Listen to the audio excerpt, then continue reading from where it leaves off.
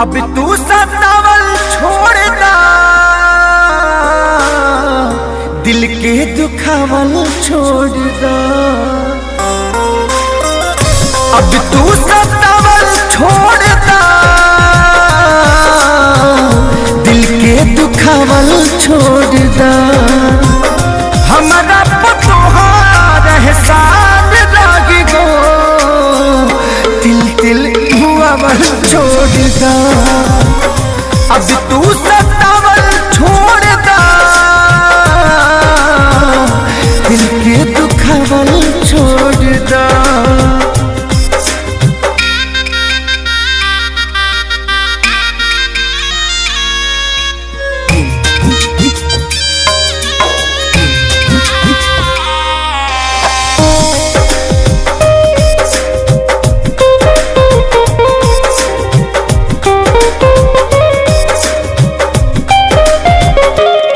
अब तबियल छोड़ दे हनी, जिंदगी जियल छोड़ दे हनी।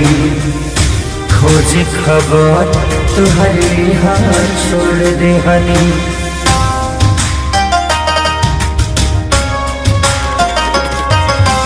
खुश बड़ो पे बफाई में, दिहलू जहरिया दवाई में।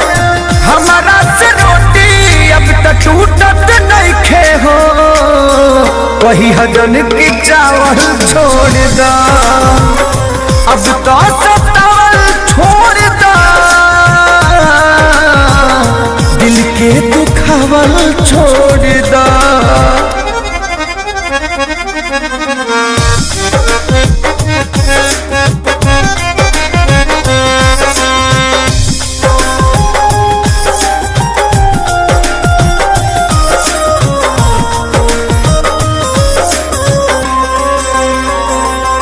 हम तो पढ़ल छोड़ दे हनी, तुहसे लड़ल छोड़ दे हनी।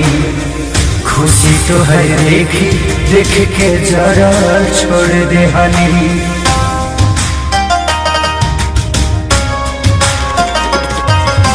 कृष्णा बेदर दिखे सारी के, छोड़ दे हनी यारी के। और जिंदगी सुनसान हो जाई, कही हजन की गावल छोड़ दा। अब तू सतावल छोड़ दा, दिल के दुखावल छोड़ दा।